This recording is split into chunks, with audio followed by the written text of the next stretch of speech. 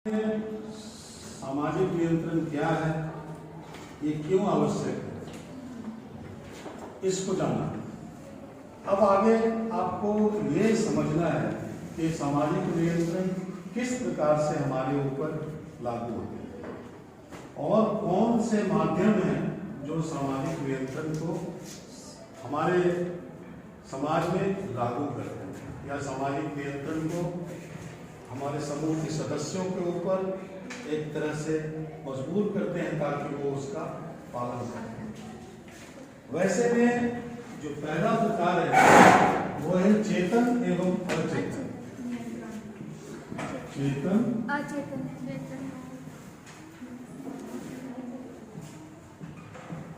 Conscious and unconscious control, इसको English में कहा जाएगा। अब इसको हम कैसे समझ सकते हैं, चेतन क्या है, अचेतन क्या है। अचेतन का मतलब वो होता है जो हम जानबूझकर या सोच समझकर या विचार करके नहीं करते, और चेतन का मतलब होता है जिसको हम जागरूक अवस्था में करते हैं, यानी कि जो भी हमारी गतिविधियां हैं उस पे हम एक तरह से जागरूक रहते हैं कि ये गतिविधि जो हम कर रहे हैं वो कहीं ना कहीं हमारे भविष्य को प्रभावित कर सकता है या हमारे लिए उपयोगी हो सकता है या नुकसानदायक हो सकता है। तो चेतन व्यवहार जो होता है वो परिस्थितियों से निर्धारित होता है। हमारी जो भूमिकाएं होती हैं, कई भूमिकाएं ऐसी होती हैं जिसमें चेतन रूप से हमें सक्रिय होना पड़ता है और हम जागरूक अवस्था में अपने व्यवहार को उसका देखभाल करते हैं कि हमारे द्वारा सही व्यवहार किया जा रहा है कि नहीं किया जा रहा है। जैसे एक क्लर्क है, आप इसको उदाहरण से समझें कि एक क्लर्क है, वो कभी भी अपने बॉस की कुर्सी पे नहीं बैठेगा। क्यों नहीं बैठेगा? क्योंकि ये उसका व्यवहार चेतन नियंत्रण के द्वारा प्रभावित है। उसको पता है कि अगर हम इस कुर्सी पे बैठ जाते हैं तो ये जो है नियम का उल्लंघन होगा, जो आचार संहिता है, कोड ऑफ कंडक्ट जो है उसका उल्लंघन माना जाएगा और हमारे खिलाफ अनुशासनात्मक कार्रवाई की जा सकती है। वैसे ही किसी भी बड़े अधिकारी की कुर्सी पे कोई भी छोटा अधिकारी नहीं बैठता है।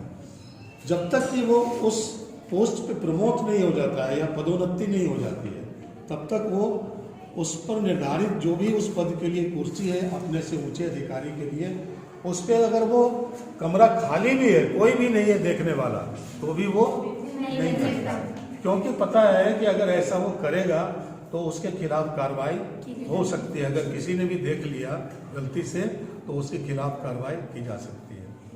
वैसे ही जाति प्रथा जैसे है, जाति प्रथा में छुआछूत, खान पान और विवाह, इन सब के आचरण पहले से तय रहे। छुआछूत का मतलब कि ये एक गलत परंपरा थी, पहले समाज में चली आ रही थी, लेकिन इसका पालन हजारों साल तक जाति व्यवस्था में लोगों के द्वारा किया जाता रहा और चेतन तरीके से किया जाता रहा चेतन नियंत्रण के द्वारा।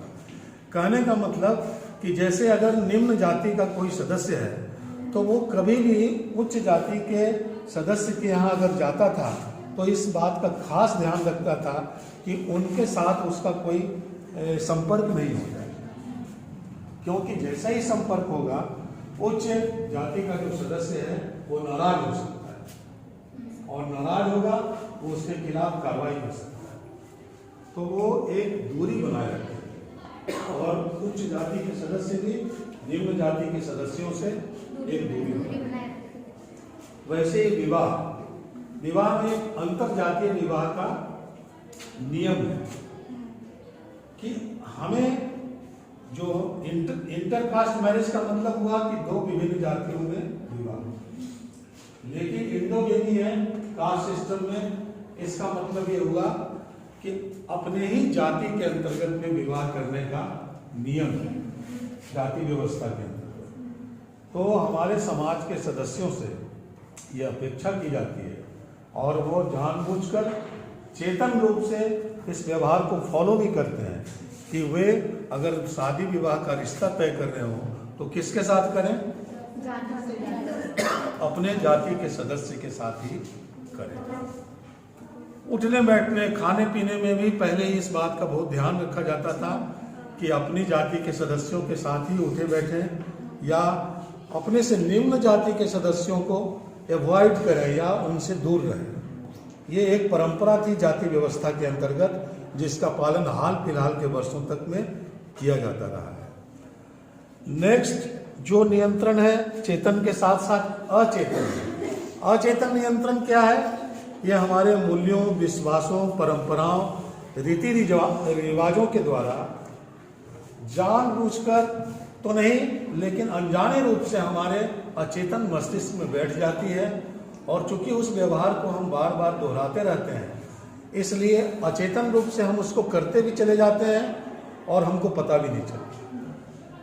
अचेतन रूप से जैसे किसी भी मंदिर में जाना तो चप्पल उतार के जाना, उसी प्रकार से अपने से बड़े बुजुर्गों का सम्मान प्रकट करना, ये बहुत सारे दैनिक जीवन के अगर व्यवहार को आप देखें तो हमारे बहुत सारे व्यवहार जो हैं वो अचेतन नियंत्रण के द्वारा निर्देशित होते हैं। नेक्स्ट जो अपना महत्वपूर्ण टाइप है या फॉर्म है वो है प्रत्यक्ष एवं अप्रत्यक्ष। प्रत्यक्ष एवं अप्रत्यक्ष नियंत्रण।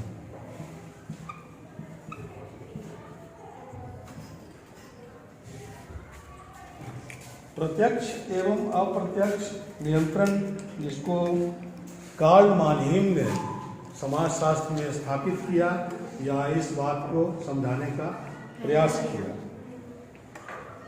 तो प्रत्यक्ष नियंत्रण में कौन कौन से आते हैं जिसको कि हम उदाहरण के द्वारा समझ सकते हैं।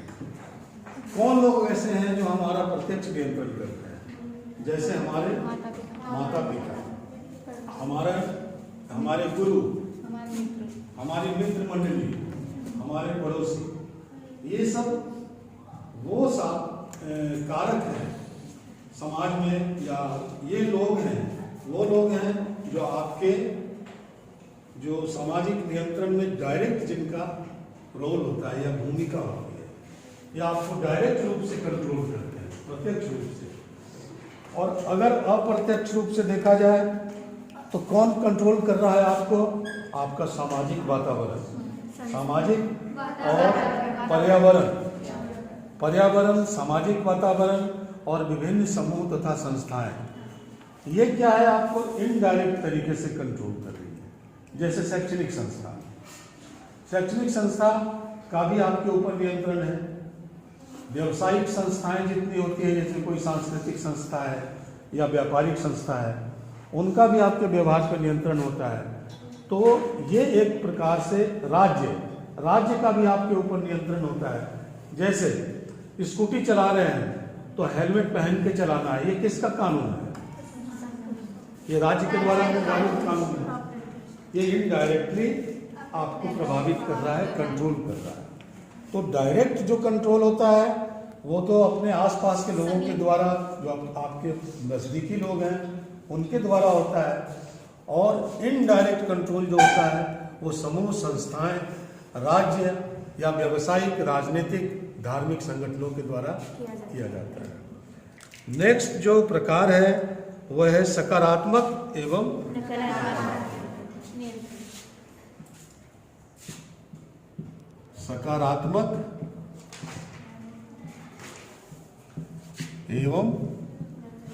नकारात्मक। इसको आप बहुत आसानी से समझ सकते हैं। इसको पुरस्कार और दंड के माध्यम से भी समझ सकते हैं। सकारात्मक जो नियंत्रण है उसमें किन चीज़ों का इस्तेमाल किया जाता है? जैसे पुरस्कार, किसी को पुरस्कार देना, या प्रशंसा, या बधाई देना, या इसके अलावा धन्यवाद देना, शाबाशी देना, ये क्या है? सकारात्मक नियंत्रण है। और नकारात्मक में क्या होगा? नकारात्मक में आपका उपहास, मजाक उड़ाना, बहिष्कार करना, व्यंग करना, आलोचना करना, उसके अलावा जेल, शारीरिक कष्ट देना या फांसी, ये सारे के सारे क्या हैं? नकारात्मक। नकारात्मक दंड किन परिस्थितियों में दिया जाता है? जब हम समाज के द्वारा निर्धारित प्रतिमानों का उल्लंघन तो करते ही हैं, लेकिन ये वैसे प्रतिमान हैं या व्यवहार के वैसे तरीके हैं जिसका उल्लंघन करने से समाज को खतरा होता है। जैसे चोरी करना, आपने किसी का सामान चोरी किया तो ये किस दंड का? ये नकारात्मक नियंत्रण इसमें लागू होगा। इसमें कैसा नियंत्रण लागू होगा? यानी कि आपको सजा दी जाएगी। उसी प्रकार से किसी की हत्या करना, ये भी एक नकारात्मक नियंत्रण को इनवाइट करता है। यानी कि जैसे इस तरह की गतिविधि आप समाज में करेंगे जो समाज के द्वारा बिल्कुल अमान्य है, समाज उसको किसी भी स्थिति में मान्य नहीं करता है, तो आप दंड के भागी बनेंगे और इसको नकारात्मक नियंत्रण की श्रेणी में लाया जाता है। नेक्स्ट जो आपका फॉर्म है वह है संगठित तथा असंगठित और सहज, ये तीनों एक साथ है।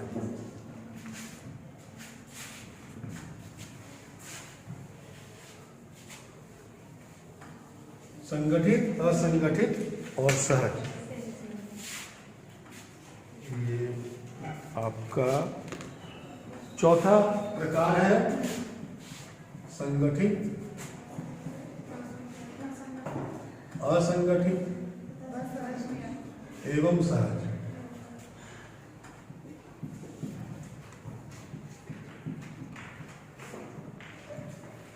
ये नियंत्रण का चौथा प्रकार है जिसको गुरविच एवं मूर नाम के समाजशास्त्री ने हमारे सामने प्रस्तुत किया। संगठित जो नियंत्रण है वो जैसे राज्य, शिक्षण संस्थाएं, उसके अलावा परिवार, बैंकिंग प्रणाली, ये सब क्या है? संगठित है। इनमें व्यवहार के तौर तरीके बिल्कुल लिखित एवं निर्धारित है कि आपको इसी प्रकार से व्यवहार करना है। जैसे बैंक से आप पैसे अगर निकालने जाते हैं तो कौन सा फॉर्म भरना है, ये निर्धारित है। बैंक में पैसे जमा कराने जाते हैं तो कौन सा फॉर्म भरना है, ये पहले से निर्धारित है। असंगठित में क्या होता है? सांस्कृतिक प्रतीक एवं नियम, यानी कि हमारे रीति रिवाज, परंपरा, मूल्य, विश्वास, प्रथा, ये सारी सांस्कृतिक प्रतीक एवं नियम है। ये कहाँ से हम सीखते हैं? अपने संस्कृति से। और ये इनडायरेक्ट होते हैं। संस्कृति का हमारे ऊपर कोई प्रत्यक्ष नियंत्रण नहीं होता है। ये क्या होते हैं? असंगठित होते हैं। ना तो ये प्रत्यक्ष होता है, न ही ये संगठित होता है। यानी कि संस्कृति के द्वारा निर्धारित प्रतिमानों का अगर आप पालन नहीं करते हैं तो संस्कृति डायरेक्ट कोई आपके साथ दंड देने की व्यवस्था नहीं करेगी। वो ज़्यादा से ज़्यादा आपका आलोचना होगा, आपका मजाक उड़ाया जाएगा, आपका व्यंग्य के साथ लोग आपके साथ पेश आएंगे व्यंग्य करते हुए, और समाज से बहिष्कार किया जाएगा। इस तरह का नियंत्रण किया जाता है जो इनडायरेक्ट होते हैं और ये संस्कृति के द्वारा निर्धारित होते हैं। और सहज नियंत्रण क्या होता है? सहज नियंत्रण खुद के ऊपर लागू होता है। वैसा नियंत्रण जिसको करने के लिए न तो संस्कृति सामने आ रही है और न ही ये समाज के संगठित रूप सामने आ रहे हैं। तो ये नियंत्रण कहाँ से होता है? ये धार्मिक एवं सांस्कारिक संस्कार के द्वारा किया गया नियंत्रण है। जैसे जीवों पे दया करना, क्या है? जीवों पे दया करना। अब ये नियंत्रण करना कोई सिखा नहीं रहा है कि आप किसी जानवर के साथ छेड़छाड़ नहीं करें, हिंसा नहीं करें, मारे पीटे नहीं। तो वो क्यों ऐसा हो रहा है? क्योंकि वो सहज नियंत्रण है। धर्म के द्वारा आपको बताया गया है कि जीवों पे दया करनी चाहिए, चाहे वो कोई भी जीव हो, मनुष्य हो, चाहे वो जानवर हो, चाहे पशु पक्षी हो, इन सब के ऊपर दया या करुणा का भाव रखना, ये एक तरह से सहज नियंत्रण है। धार्मिक नियंत्रण किस प्रकार का नियंत्रण है?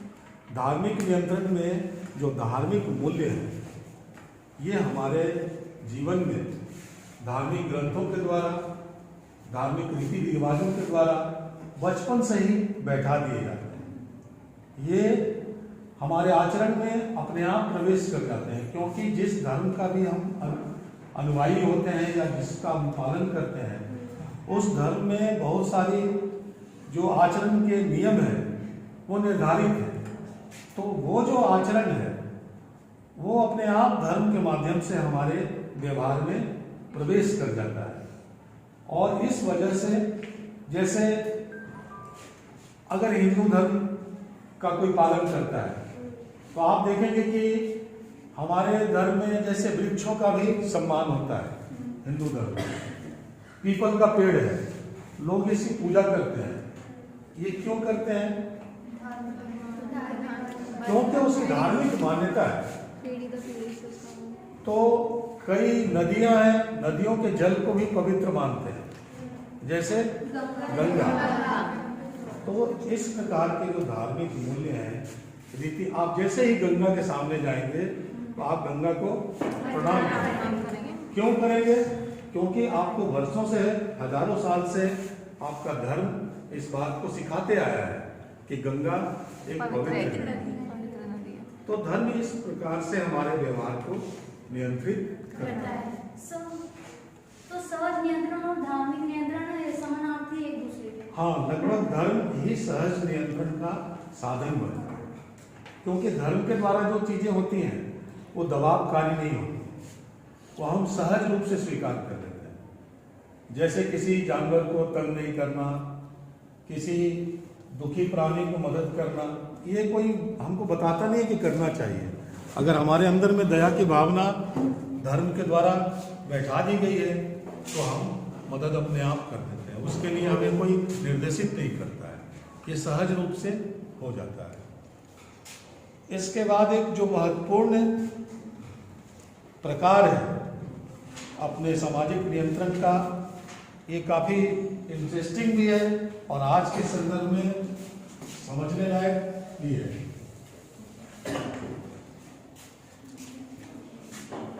और वो है सत्तावादी एवं लोकतांत्रिक। सत्तावादी एवं लोकतांत्रिक। लोकतांत्रिक।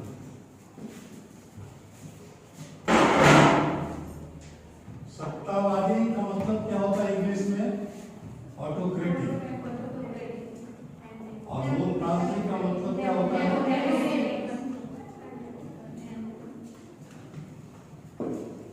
लोकतांत्रिक का मतलब होता है डेमोक्रेसी से जो, या लोकतंत्र के द्वारा जो नियंत्रण स्थापित होता है वो लोकतांत्रिक होता है। सत्ता से जो प्रभावित नियंत्रण होता है, सत्तावादी नियंत्रण से, उसका मूल आधार दबाव होता है, फोर्स होता है, और वो जन भावनाओं के विपरीत भी होता है, जन कल्याण की भावनाओं के विपरीत भी हो सकता है। उसका मुख्य उद्देश्य जरूरी नहीं है कि राज्य के हितों के साथ सत्तावादी जो शासक हैं या सत्तावादी नियंत्रण करने वाले हैं, उनका जो हित है वो राज्य या समाज का हित हो, वो इन हितों के अगेंस्ट में भी जाकर फैसला लेते हैं।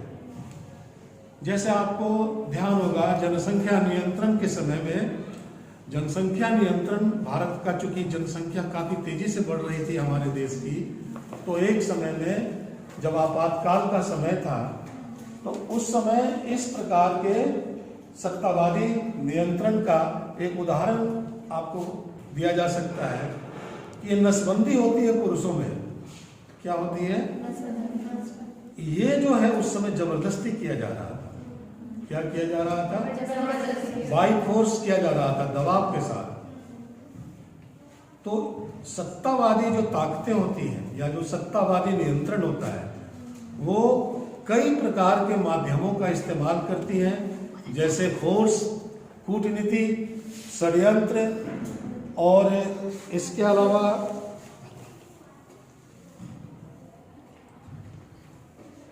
अधिकार प्रदर्शन, गुप्त संगठन।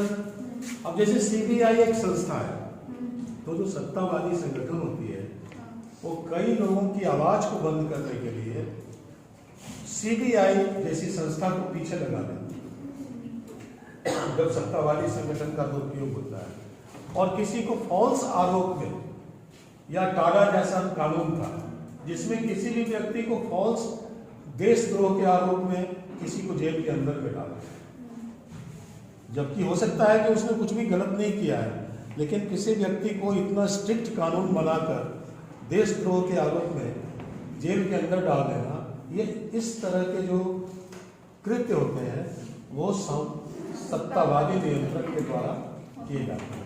और इसमें जरूरी नहीं है कि सत्तावादी जो नियंत्रण स्थापित कर रहा है वो सही उद्देश्य से कर रहा है, उसका उद्देश्य व्यक्तिगत भी हो सकता है और गलत भी हो सकता है। उसका उद्देश्य व्यक्तिगत हितों को साधना भी हो सकता है और समाज के हित में भी नहीं हो सकता है। तो ऐसे जो नियंत्रणकारी कदम उठाए जाते हैं वो सत्तावादी नियंत्रण के द्वारा उठाए जाते हैं।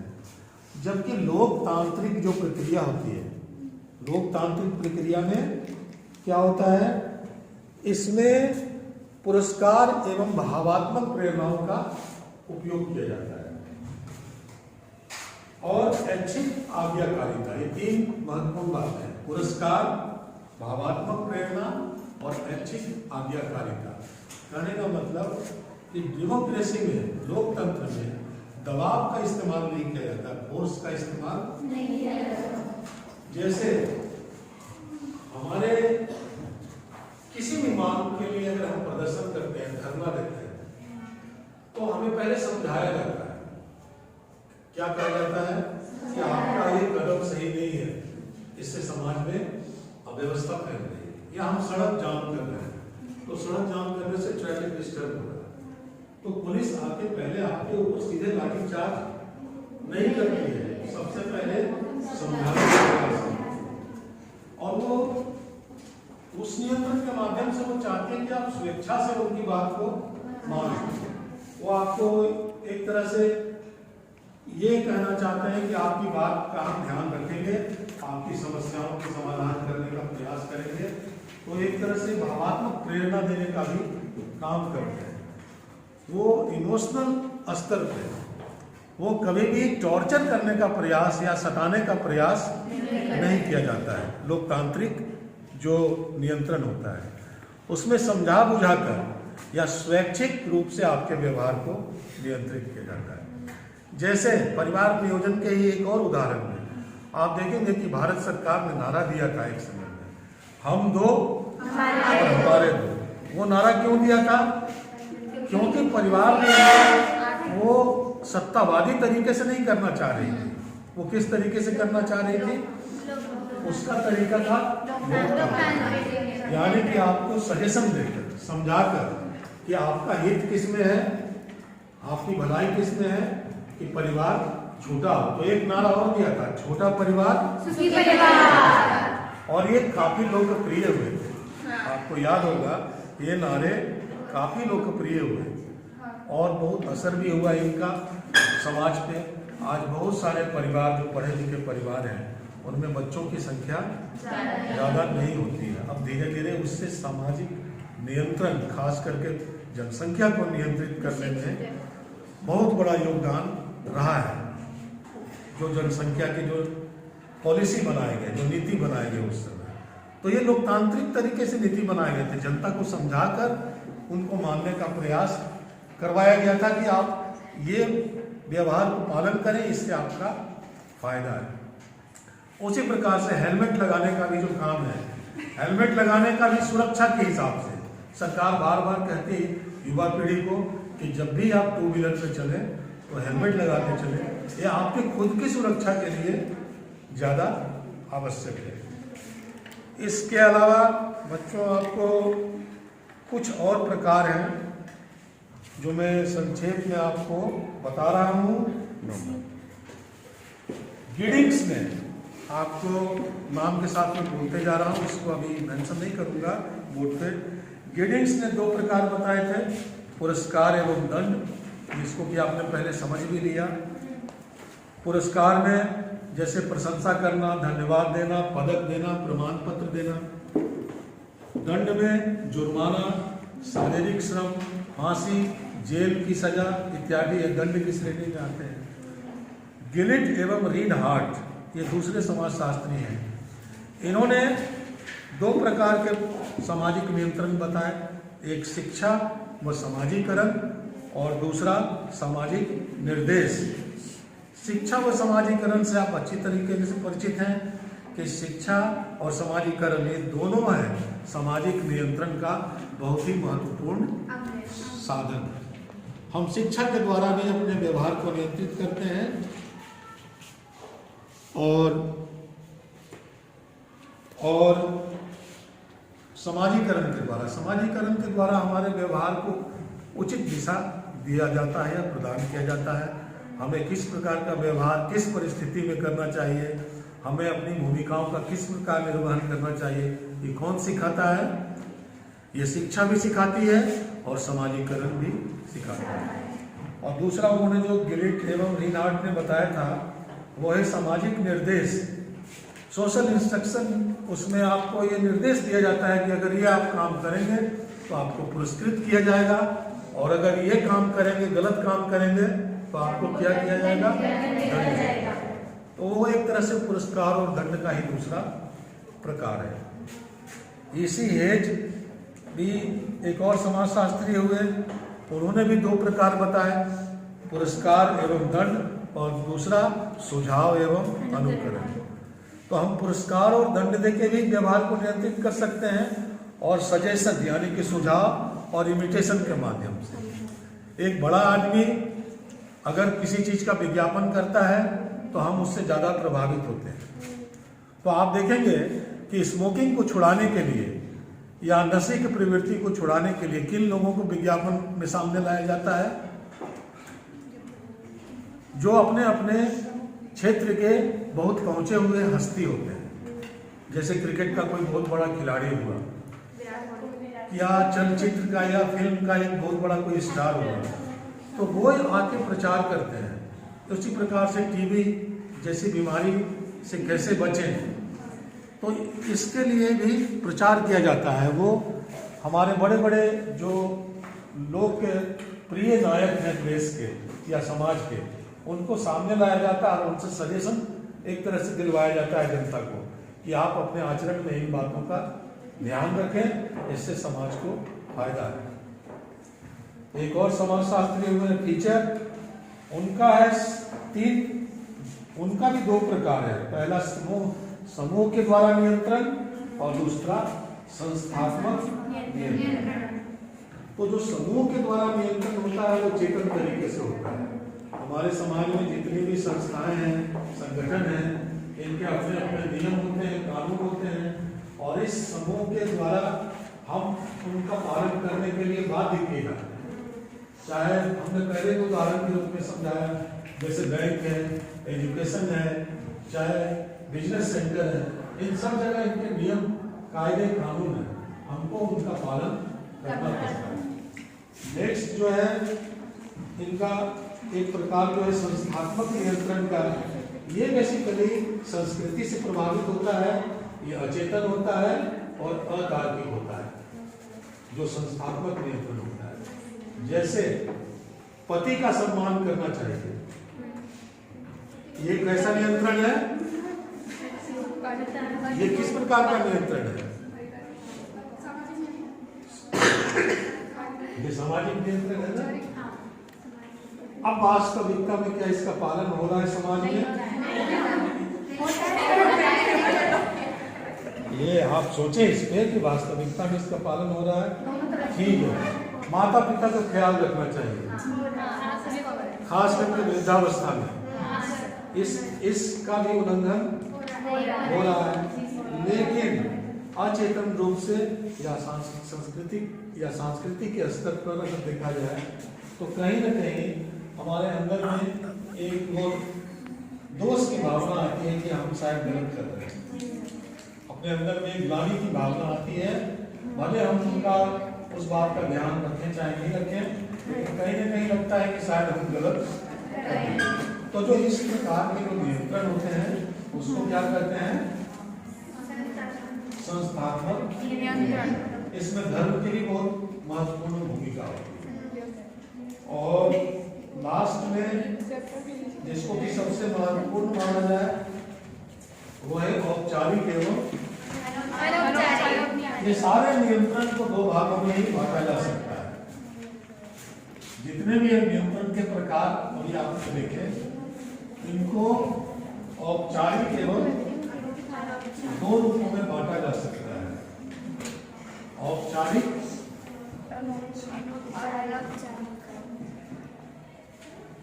एवं अनौपचारिक।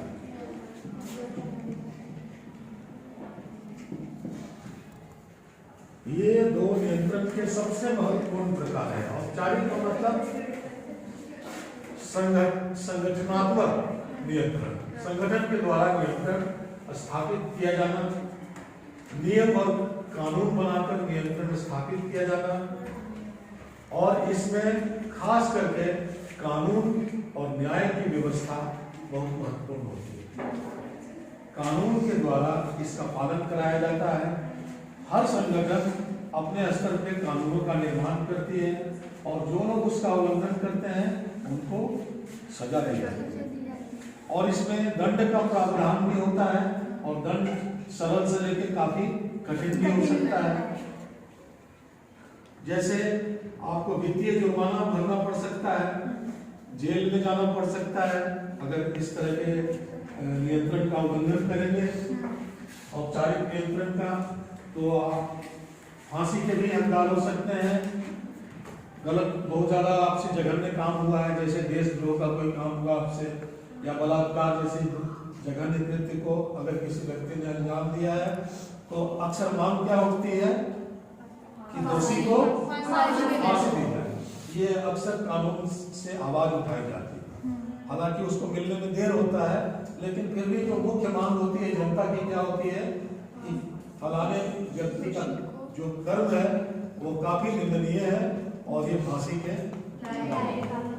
तो कहने का मतलब कि जो औपचारिक नियंत्रण है उसके पीछे किसकी शक्ति या किसका समर्थन छुपा होता है? राज्य का, कानून का और संगठन का। ये सारे मिलकर एक तरह से आपको नियंत्रित करते हैं और इनके औपचारिक एवं लिखित कानून होते हैं। कानून भी कैसे होते हैं? लिखित कानून होते हैं। उन कानूनों का उल्लंघन करने पर आपको सजा का पात्र बनना पड़ता है। और लास्ट में जो है अनौपचारिक, ये कहाँ पाए जाते हैं अनौपचारिक कानून? सरल, आदिम एवं ग्रामीण समाज में। कहाँ पाए जाते हैं?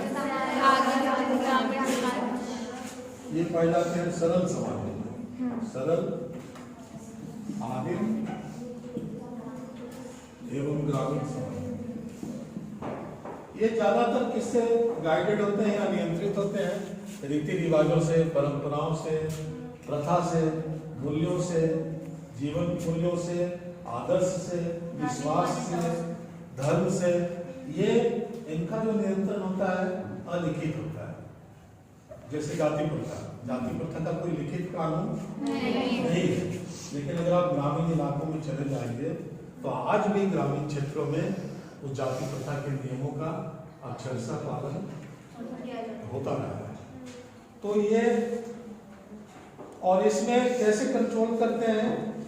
हास्य, व्यंग, आलोचना, इनके माध्यम से इनको हम नियंत्रित करते हैं जो गलत व्यवहार किए जाते हैं।